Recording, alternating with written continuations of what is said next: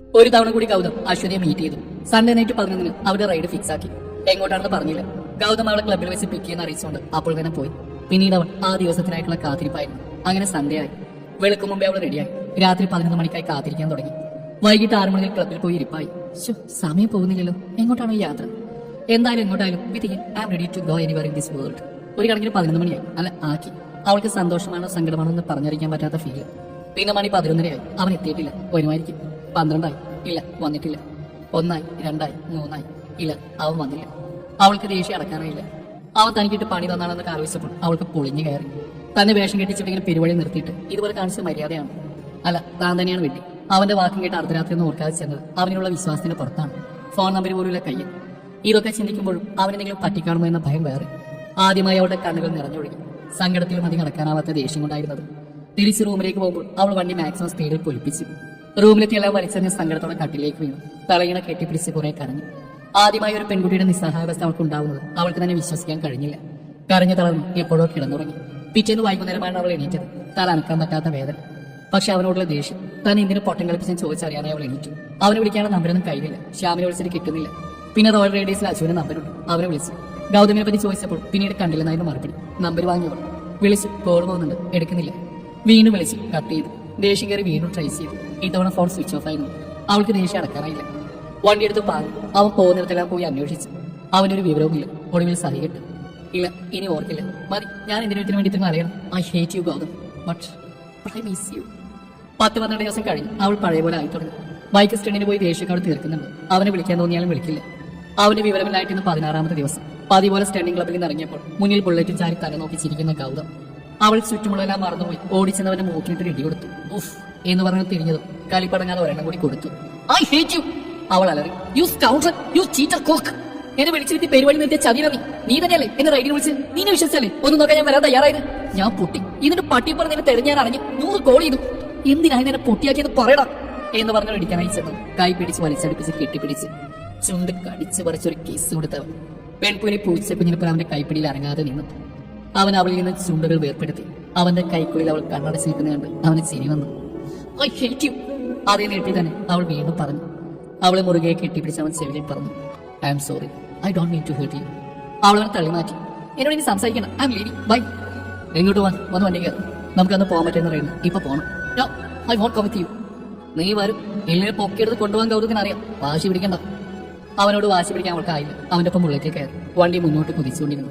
നിലാവുദിച്ചു. ഒരുപാട് ദൂരെ യാത്ര ചെയ്ത് അവരൊടുവിൽ ഒരു കാടിനുള്ളിലെത്തി. അതിനകത്തുള്ള പുൽമേട്ടിൽ വലിയൊരു മരത്തിന് ചാരി വണ്ടി നിന്നു. മുകളിൽ വലിയൊരു ഏറുമാണം. ഒരു വശത്ത് തെളിനീരൊഴുകുന്ന കാട്ടരുവി. മുകളിൽ പൂർണ്ണ ചന്ദ്രൻ.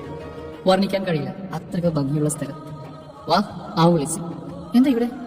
വരാൻ പറഞ്ഞാൽ വരണം. അവൻ കണ്ണുവെട്ടി. അവർ രണ്ടാളും അതിന്റെ മുകളിൽ കയറി. ആകെ ഇരുട്ടു. അതിനുള്ളിൽ അവൾ വാർന്നരയിൽ നിർത്തിയ ശേഷം അവൻ അകത്തേക്ക് പോയി. പിന്നെ അതിനുള്ളിൽ നിറയെ കത്തിച്ച ദീപം കൊണ്ട് പ്രകാശം പരക്കാൻ തുടങ്ങി. അവൾ അകത്തേക്ക് ചെന്നു. ഗൗതം കയ്യിലൊരു കേക്കുമായി അവൾക്കരികിലേക്ക് വന്നു. ബൈക്ക് സ്റ്റണ്ടിൽ ഒരു പെൺകുട്ടിയുടെ രൂപം മുകളിൽ വെച്ച cake. Happy birthday to you. അശ്വതിക്ക് വിശ്വസിക്കാൻ കഴിഞ്ഞില്ല. അവൾ പോലും മറന്നിരുന്നു. അവൾ ജനിച്ച ദിവസമാണ് അവളുടെ അമ്മ മരിച്ചത്. അതുകൊണ്ട് ബർത്ത്ഡേ ഒന്നും ആഘോഷിക്കാറില്ല, ഓർക്കാറില്ല. അമ്മയില്ലാ വളർന്നുകൊണ്ടാണ് അവൾ ആൺപിള്ളേരെ പോലെ കുരുത്തക്കേടായതെന്ന് മുത്തശ്ശി വഴക്ക് പറയും. അച്ഛൻ പിന്നെ തന്റെ സെറ്റാ. ഹലോ, എന്താലോചിക്കോ, വേഗം കേക്ക് മുറിക്കും എന്ന് ഗൗതം പറഞ്ഞപ്പോഴാണ് ബോധം വന്നത്. മുറിക്കാം, പക്ഷെ എന്റെ ബർത്ത്ഡേ എങ്ങനെ അറിഞ്ഞു? ഇതുവരെ എവിടെ പോയതാ? Why you fool me that time? Cake മുറിക്കടിയാതെ എന്നിട്ട് മതി ചോദ്യം ചെയ്യും. അവൾ കേക്ക് മുറിച്ച് അവന്റെ വായിൽ വെച്ച് കൊടുത്തു. അവൻ തിരിച്ചു. ഹാപ്പി ബർത്ത്ഡേ അച്ഛൻ. ഇനി പറ, നിനക്ക് എന്തൊക്കെ അറിയണം? അന്ന് റെയ്ഡ് പോകാൻ നിന്നോട് പറഞ്ഞിട്ട് ഞാൻ എവിടെയായിരുന്നു അറിയാം. അവൾ അതേ എന്ന ഭാഗം അവനെ നോക്കി. അവൻ പറഞ്ഞു തുടങ്ങി. അന്ന് നിന്റെ സ്റ്റണ്ട് പെർഫോമൻസ് കണ്ടപ്പോൾ മുതൽ ഞാൻ ശരിക്കും ഞെട്ടിയെന്ന് മാത്രമല്ല, നിന്നെ പറ്റി കൂടുതൽ അറിയണമെന്ന് ആഗ്രഹം ഉണ്ടായി. നിന്നേക്കാൾ എക്സൈറ്റ്മെന്റ് നീ ട്രിപ്പിന് വന്നപ്പോൾ എനിക്കായിരുന്നു. ശ്യാം കൂടെ വരാത്ത ആദ്യത്തെ ട്രിപ്പായിരുന്നു ഹിമാലയ റൈഡ്. ശ്യാമിന് ഇങ്ങനെ ഒരു അവസ്ഥയിൽ തനിച്ചാക്കി പോയതിൽ എനിക്ക് കുറ്റബോധം ഉണ്ടായി. ഞാനിടയ്ക്ക് സിഗ്നൽ കിട്ടുമ്പോഴേക്കാണ് വിളിക്കുന്നുണ്ടായിരുന്നു. പക്ഷേ ഫോൺ ഡിസ്കണക്ട് ആവുന്നുണ്ട്. ടെൻഷനായി. തിരിച്ചു പോയാലെന്ന് വരെ ചിന്തിച്ചു. അതുകൊണ്ട് തന്നെ ആ ട്രിപ്പ് എനിക്ക് നിങ്ങൾക്കൊപ്പം, പ്രത്യേകിച്ച് നിനക്കൊപ്പം എൻജോയ് ചെയ്യാൻ പറ്റിയില്ല. അവൻ ഞാൻ നിന്നോട് റൈഡ് പോകാമെന്ന് പറഞ്ഞു. പക്ഷെ പറഞ്ഞ ആ സമയം എനിക്ക് ശ്യാമിന്റെ കോൾ വന്നു. അലീനയുടെ അച്ഛൻ അവനെ വകവരുത്താൻ നോക്കിയിട്ട് അവളെ ബലമായി പിടിച്ചുകൊണ്ടോ എന്ന് പറഞ്ഞവൻ കരഞ്ഞു. ഞാൻ നിന്നോട് പറഞ്ഞ റൈഡ് പോലും മറന്ന് അവന്റെ അടുത്തേക്ക് ഓടി. പിന്നെ അത് ഓർത്തപ്പോൾ നിന്നെ വിളിച്ചറിയിക്കാൻ നമ്പർ ഉണ്ടായില്ല. ശ്യാമിന് അലീനയെ തിരിച്ചു കൊടുക്കുമെന്ന് ഞാൻ അവന് ഉറപ്പ് കൊടുത്തു. അവിടെ അച്ഛൻ്റെ അടുക്കൽ നിന്ന് ഞാൻ അവളെ രക്ഷിച്ച് ശ്യാമിന് കൈ പിടിച്ചു കൊടുത്തു. അവരിപ്പോൾ കൊച്ചിയിലെ സേഫാണ്. എന്നിട്ട് ഞാൻ ഇങ്ങോട്ട് വന്നിട്ട് നിന്നോട് ഇതൊക്കെ പറയുന്നത് നല്ലതെന്ന് തോന്നി. നിന്റെ ദേഷ്യം എനിക്ക് മനസ്സിലാക്കാൻ പറ്റാവുന്നേ ഉള്ളൂ. അപ്പോഴാ അച്ഛൻ നിന്റെ ബർത്ത്ഡേ ആണ് ഫേസ്ബുക്കിൽ കണ്ടെന്ന് പറഞ്ഞു. ചെറിയൊരു സർപ്രൈസ് ഒപ്പിക്കണ്ടേ? പക്ഷെ നീ ഇന്ന് നടി ഹോറിബിൾ എന്ന് പറഞ്ഞവൻ മൂക്കടവി. You deserve that, but I want to know one more thing. എന്തിനാ നീ എന്നെ കാര്യം കിസ് അടിച്ചത്? അത് നിന്റെ ദേഷ്യം ഇറക്കാൻ വേണ്ടി ചെയ്തല്ലേ എന്ന് പറയാൻ പൊട്ടിച്ചിരിച്ചു. അതുകൊണ്ടാണോ? പിന്നെ നീ എന്താ കരുതിയത്? ഏയ്, ഞാനും കരുതിയില്ല. ഒന്നും കരുതിയില്ലേ? എന്ന് പറഞ്ഞ അവൾക്കടുത്തേക്ക് ചെന്നു. നീ എന്നെ മിസ് ചെയ്തോ? ഒലക്ക എന്നെ പൊട്ടം കെട്ടിച്ച് പോയിട്ട് I hate you for that.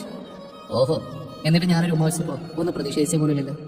ഒരു കാര്യം ചെയ്യും, അതിങ്ങ് തിരിച്ചാൽ തരാൻ എനിക്ക് മനസ്സില്ല. എന്നാൽ ഞാനതങ്ങ് വാങ്ങിക്കും. പിന്നെ എന്നെ നീ ഒരു ബാലക്കേനാരം ആക്കരുത്. അതാരാ? നിന്റെ അപ്പൂപ്പൻ ഇടോടി എന്ന് പറഞ്ഞ അവൾ അവനിലേക്ക് അടുപ്പിച്ചു. You know I never feel any crush on a girl until I met you. എനിക്ക് ഭയങ്കരമാണെന്ന് അറിയില്ല.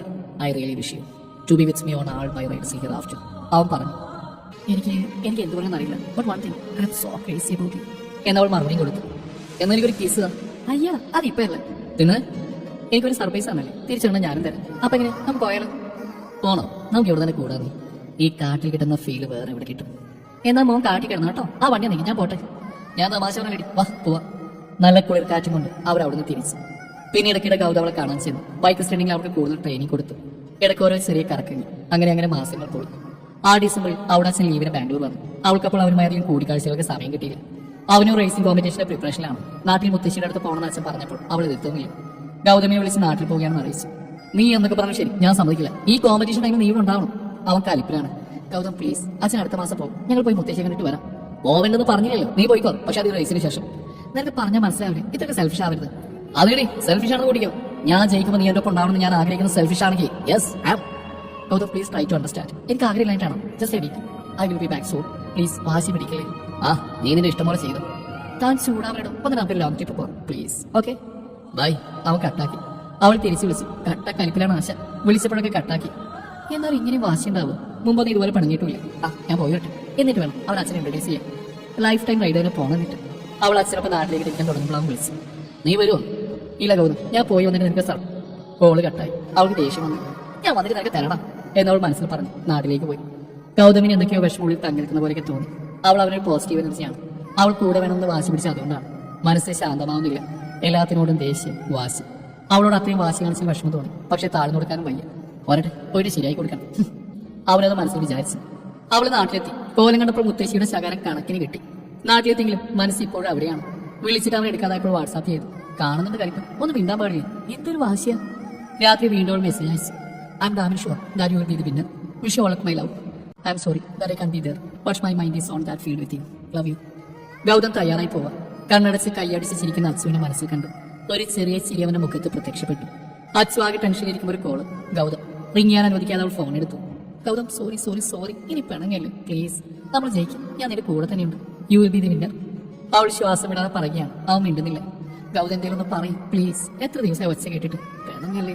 ഐ ലവ് യു അച്ചു ഇന്ന് പറഞ്ഞ കോള് കട്ടാക്കി. അവൾക്ക് സങ്കടവും സന്തോഷവും ഒന്നിച്ചു വന്നു. അവന് വലിയൊരു ആശ്വാസം തോന്നി. നഷ്ടപ്പെട്ട ധൈര്യം തിരിച്ചു കിട്ടിയ പോലെ അവൻ ഫീൽഡിലേക്ക് ചെന്നു. ഒരുപാട് സമയമായി അവൾ ഗൗതമിന്റെ കോൾ പ്രതീക്ഷിച്ചിരിക്കുകയാണ്. ദേഷ്യം കൊണ്ട് വിളിക്കാത്തതാണോ ഇനി?